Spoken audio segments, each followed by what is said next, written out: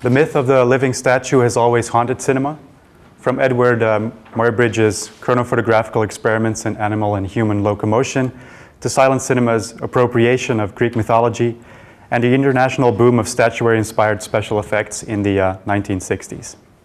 As early as 1898, Georges Méliès appropriated one of the classic tropes of Greek mythology in Pygmalion Égalité to demonstrate his own magical craftsmanship. As a magician and pioneer in cinematic special effects, Méliès, more than anyone, embodied cinema's Pygmalion syndrome. The Ovidian account of a Cypriot sculptor who falls in love with his ivory creation and sees it bestowed with life by Venus is but one of several potent statuary tropes that have persisted on the silver screen. From Hephaestus' deadly automatons to divine sculptural manifestation, or agalmatophony, this paper will investigate the myths of the living statue as they originated in literary art histories and found their way to the silver screen. It will do so by tracing the art historical form and function of Greek statuary to the cinematic representation of living statues in antiquity. The cinematic genre, of course, in which mythic sculptures thrive, is that of the sword and sandal or peplum film, where a Greco-Roman or ersatz classical context provides the perfect backdrop for special effects, muscular heroes, and fantastical mythological creatures. The fascination for breathing life into the lifeless is, of course, as old as time itself. The most prevalent creational myths implicitly or explicitly employ the image of the deity as a sculptural artist who breathes life into a clay or dust effigy. More often than not, the statue is fashioned in the deity's own image, essentially making it a self-portrait. The main literary sources for these myths are the writings of ancient Greek and Roman philologists, such as Hesiod, Homer, Ovid, Pseudo-Apollodorus, and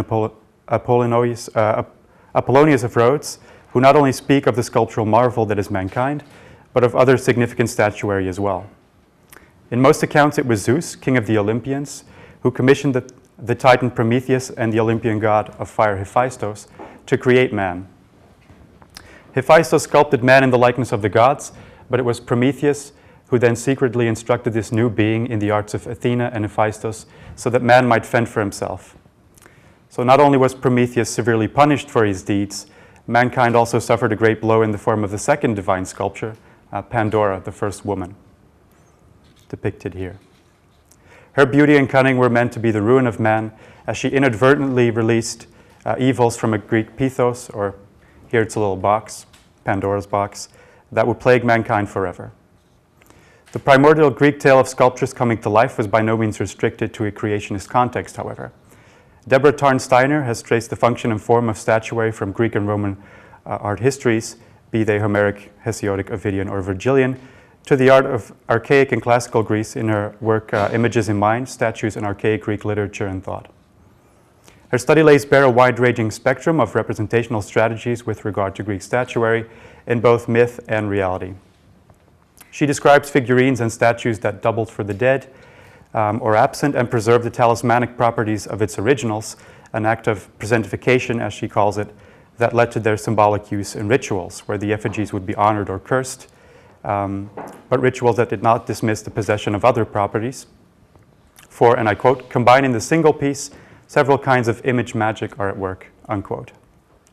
The craftsmanship with which these statues were animated by late 6th century and early 5th century sculptors is a case in point. Steiner rightly argues that the artistry and materiality of these sculptures elevated them from mere representational objects to vivified artifacts. This animation was effectuated through inscriptions and ornamentation that highlighted its status as an object of craftsmanship and, more importantly, also through posture and anatomy, of course. The development in Greek sculpture from the archaic period to the classical period saw the stiffness of the kuroi give way to a more naturalistic freedom of movement, of expression, or as Richard Neer describes it, quote, "The result was an amplified, hyperbolic version of the archaic style.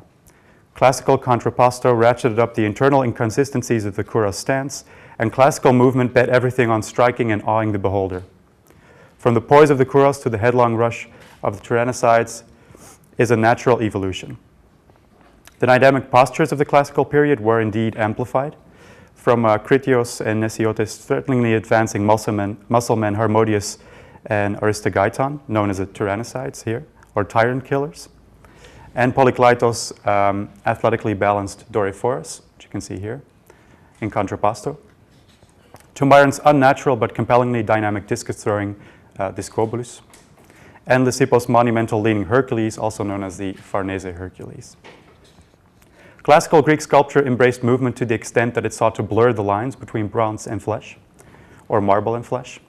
And the illusion of life that exudes from these idealized frozen bodies was sometimes even complemented by an open mouth that not only fit a narrative context in which the subjects spoke or sang to one another, but could also indicate the process of breathing.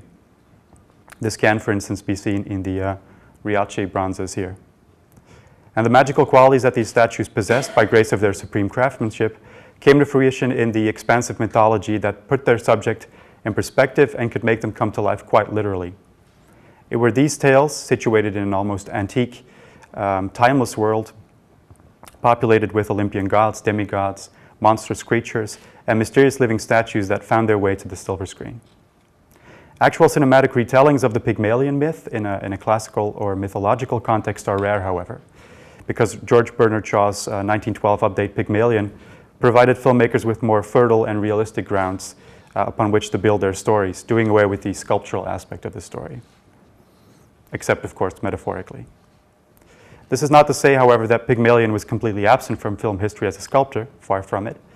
The horror genre proved to be an exceptionally fruitful breeding ground for all sorts of inversions and perversions of the Pygmalion myth, but almost never in a Greco-Roman context.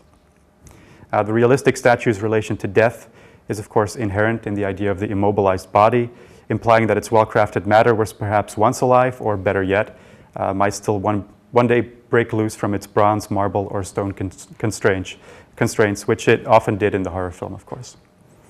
The horror film's predilection for visceral effects related to the manipulation and violation of the human body and lent itself perfectly for the figure of the insane sculptor and his creations, trapping living beings inside of sculptures, transforming them into sculptures, or just using body parts as primary source material.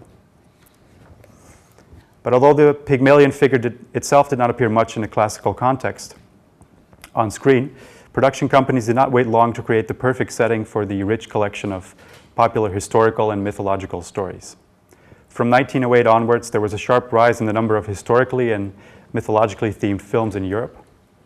Like their later counterparts of the 1950s and 60s, these films were billed as grand spectacles, using the best that the filmmaking business had to offer.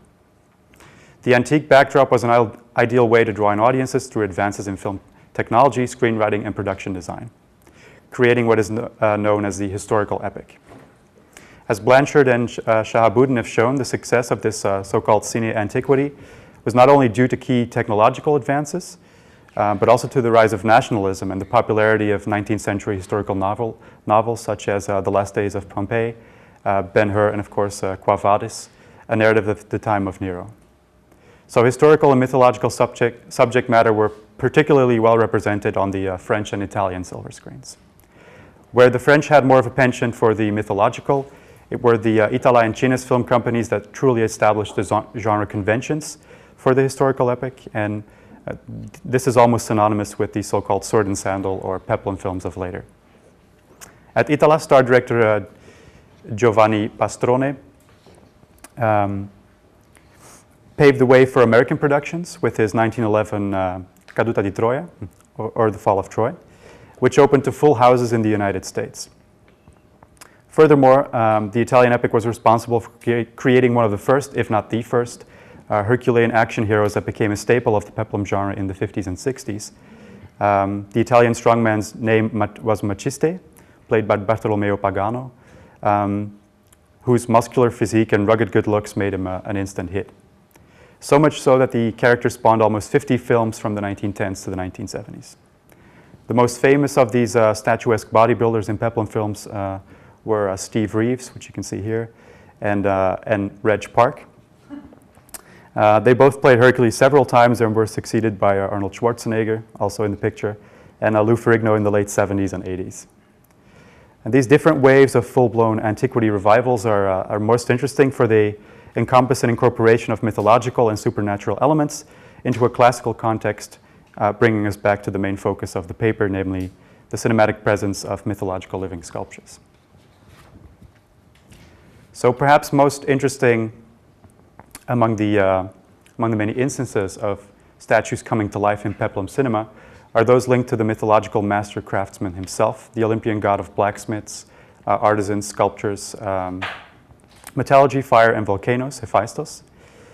He was never really deemed screen-worthy as a character because it was mostly his creations that made it into film.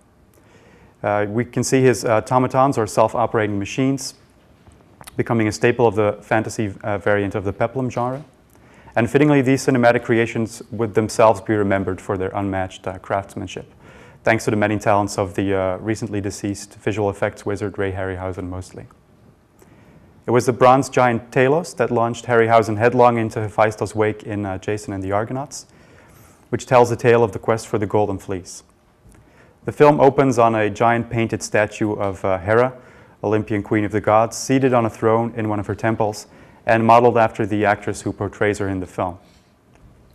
A painted wooden figurehead of Hera then guides Jason and the Argonauts through the hazardous waters, opening her eyes and whispering sound advice when it's most needed. The figurehead eventually leads the pack to the so-called Isle of Bronze, where the Greek god of sculpture Hephaestus was said to have resided. The Argonauts are advised to take nothing but food and water on the island, which is populated by gigantic bronze sculptures, as you can see. But when Hercules and a friend approach the statue of Talos, they find its pedestal to be filled entirely with riches, and of course are tempted to sneak some of that out. And so when Hercules tries to take a brooch out, the statue of Talos comes to life. In Pseudo-Apollodorus' Bibliotheca and Apollonius Rhonius' Argonautica, Talos was a bronze giant crafted by Hephaestus and gifted to Europa by Zeus to protect his lover. Talos was depicted in ancient Greek face painting as a handsome, clean-shaven young man, and would patrol the island of Crete and chase away any unwanted visitors by throwing rocks or just engaging in physical combat. You can see that here. And here as well. He's said to have had one long blood vessel from his neck down to his lower ankle, which contained the magical ichor, as it's called, the golden blood of gods and immortals, and this powered the movements of the statue. Harryhausen deviated from the myth and modeled the statue after a bearded Spartan warrior in a fighting stance, donning an Attic helmet, a very short peplum skirt, and of course a sword and sandals. And he convincingly animated the bronze giant as he comes from its pedestal, wrecks the Argo, and goes after its crew. Eventually, it's the figurehead of Hera that advises Jason to defeat the statue by going for the ankle, or the Achilles heel, as you will, corresponding, of course, with the mythological account of the single vein running from the neck to the ankle and sealed with a bronze stud. Harryhausen's next foray into the mythological was Gordon Hessler's The Golden Voyage of Sinbad, which you can see here. You can also see that in the posters, the sculptures are very present. And much like the ancient or classical period in which the peplum genre situated itself, Sinbad the Sailor's realm equally provided filmmakers with sort of a timeless mythological context in which anything goes, from dinosaurs to genies and cyclopes. It's therefore not at all surprising that the sailing action hero has to face a sword-wielding statue of Kali, brought to life by an evil wizard in The Golden Voyage of Sinbad, and that also his evil stepmother commanded a bronze bull and saber-toothed cat in Sinbad and the Eye of the Tiger. The evil bronze bull that Sinbad faces in the latter is an automaton named Minotaur, sort of a cross between the Minotaur and an automaton, which is powered by a magical mechanical heart given to it by the wicked witch Zenobia in the film. And with ancient rituals such as bull leaping in the Minoan society, the bull has always held a special place in Greek society, especially on Crete. And this is evidenced by its abundant presence on pottery and sculpture, with bulls made entirely out of silver and gold as early as the Mycenaean period. The Minotaur creature in Sinbad could have been an actual minotaur, a mythical beast spawned from the congress between a bull and a human being, but Harryhausen opted for an automaton that not only echoes his own screen wizardry, but also harks back to Hephaestus, as he had created two bronze fire-breathing bull automatons, or kalkotauroi as they're called, and gifted them to the king of Colchis. Furthermore, of course, the bronze bull, or the brazen bull, was also reputedly turned into a torture device as early as the 6th century BC, which is also present in some of the peplum films. So poor souls would be locked inside a hollow bronze bowl and let to roast inside as a fire was set up underneath it. In the case of the automaton, the ghost in the shell was not literally a deus ex machina, but supposedly a combination of technical virtuosity and supernatural magic elements such as the ichor that powered the Talos figure.